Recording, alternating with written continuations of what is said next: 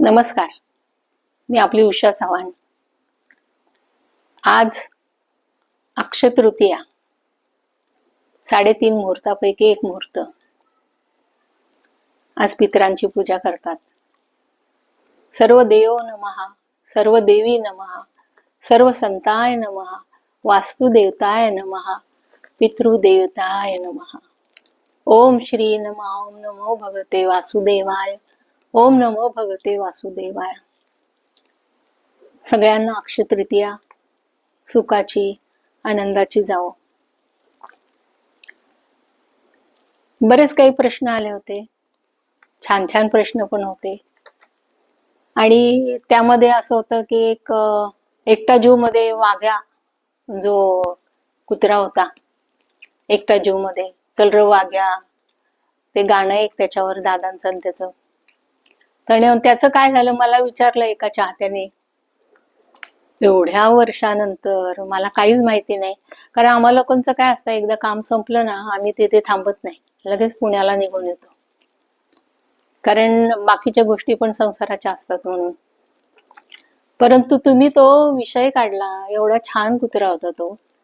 आता एवढे वर्ष झाली, काय देवालाच माहितीये काय झालंय, प्रॉब्लेम काय ते. तुम्हाला माहिती असेल तर मला आवर्जून सांगा, मी त्याला श्रद्धांजली वाहीन. तसं नसावं, पण असतं कुत्र्यांचं पण काही वर्ष असं ठरलेले असतात, त्याप्रमाणे ते जगतात. आता कुत्र्यांचा एक किस्सा म्हणजे सांगायचं तुम्हाला, की आम्ही 8-9 वर्षाचे होतो, तर आमच्या इथे पण आम्हाला भाऊ नव्हता. ताई वैतागलेली असायची सगळ्या मुलींना, आणि मला जास्तच, मी शेवटची म्हणून. पण देवकृपेने ते त्या कुत्र्याला आम्ही चिडवायचो, म्हणे आम्हाला भाऊ नाही, तू कशाला थांबतो आमच्या घरात. तर एक दिवशी ते गादीवर कुत्रं ठेवलं होतं, त्याने उडी मारली आणि माझ्या कानाला पकडली. ह्या इथे कानाला चावा घेतलाय बघा, तुम्हाला दिसेल की नाही माहिती नाही, पण दर भाद्रपद महिन्यात तिथं असं दुखतं मला. आणि त्यानंतर माझ्या आईला मुलगा झाला माझ्या पाठीवर. मग मला मानायला लागले, नाही तर मला माझ्यावर जास्त प्रेम नव्हतंच आमच्या घरच्यांचं, की ही पण मुलगीच झाली म्हणून. त्यानंतर भावाच्या पाठीवर रजनी चव्हाण, ते आमचं शेंडफळ, ती एक झाली. पण भाऊ काही दिवस नाही जगला, परमेश्वराची इच्छा होती, तो गेला आणि ते कुत्रं पण गेला. हे मला आश्चर्य वाटतं अजूनही, आणि वाईट पण वाटतं की असं एकुलता एक भाऊ गेला म्हणून. असो, पण आज मित्रांचा दिवस आहे, त्यांना आपण वंदन करतो, नमस्कार करतोय. पण ही अशी एक आठवण होते. तो वाघ्या कुत्र्या पण खूप छान होता.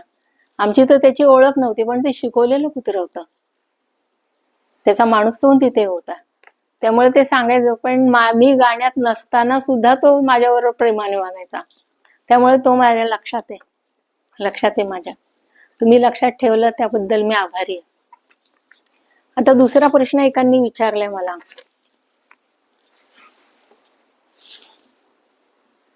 एकांना मी शुभेच्छा दिल्या होत्या मुलांच्या वाढदिवसाच्या, आणि त्यामध्ये त्याच्या आईला एवढा आनंद झाला. त्याने त्या प्रतिक्रियामध्ये सांगितलंय की माझ्या आईने मोबाईलचा किस घेतला, मोबाईलचा मुका घेतला. तो मला पोचला बरं का, तुमचं प्रेम पोचलं मला. तुमच्या आई मातोश्रींना सांगा जाऊन. खूप बरं वाटलं, असं प्रेम मिळत नाही हो. मोबाईलचा मुका घ्यायचा म्हणजे, आणि एवढं प्रेम प्रगट करायचं, आमच्या नशिबाची कुठली तरी पुण्याई असेल म्हणून आम्हाला ते मिळालं. असो, मातोश्रींना सांगा मला तुमचं प्रेम पोहोचलं म्हणून.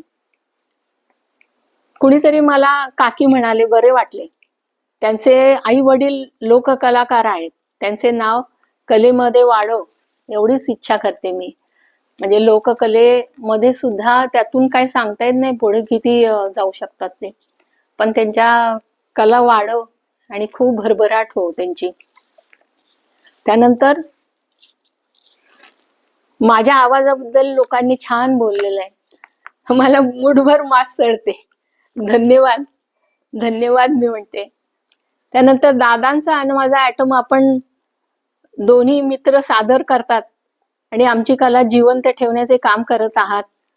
खूप आनंद वाटला. आमची कला एवढी तुम्ही मित्रांनी माझा रोल पण पुरुषच करतोय, दादांचा रोल पण करतोय आणि एवढं छान ते कुठलं तरी गाणं आहे, डुएट गाणं, ते त्यांनी सादर केलं आणि आम्हाला जिवंत ठेवलंय अजूनही. खूप आभारी आहे मी तुमची. असेच चांगले चांगले आयटम करा तुम्ही. त्यानंतर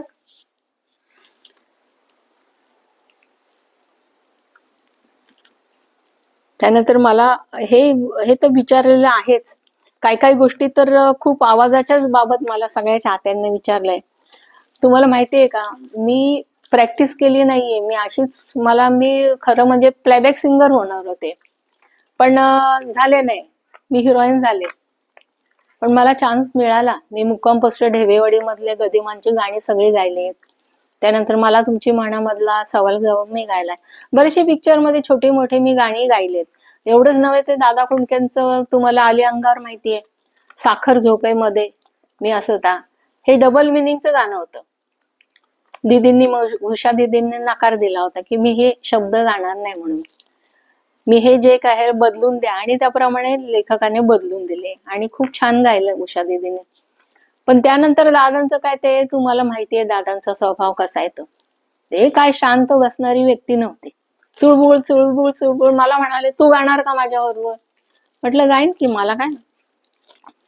आणि दादांनी आणि मी ते गाणं डबल मिनिंगचं गायलं. खरं म्हणजे त्यावेळेस मी ट्यूबलाईट होते. मला काही कळतच नव्हतं की ह्या ओळीचा अर्थ हा होतोय. मी आपली माझ्या धुनकीमध्ये गाऊन जायची, किंवा ऍक्टिंग सुद्धा करताना त्यांचं डबल मिनिंग असायचं, तर माझ्या डोक्यावरून नंतर जायचं ते, अर असं असं बोलले दादा, आणि आपण पण रिस्पॉन्स दिला असा. मग नंतर आपण जीभ चावायचो. पण अशा काही गोष्टी घडायच्या आणि त्याच्यामध्ये जिवंतपणा वाटायचा. पण अशा गोष्टी घडल्या आणि त्यामुळे थोडस काय ना, टप्प्याटप्प्याने मला नाव मिळत गेलं. खूप बरं वाटलं मला. तुम्ही सगळे अजून माझ्यावर एवढं प्रेम करता, मी तुमच्या आभारी. परत एकदा सांगते, तुम्हाला सगळ्यांना सुखाचे जीवन जगायला मिळो, आनंदाने जगा तुम्ही. जय हिंद, जय महाराष्ट्र.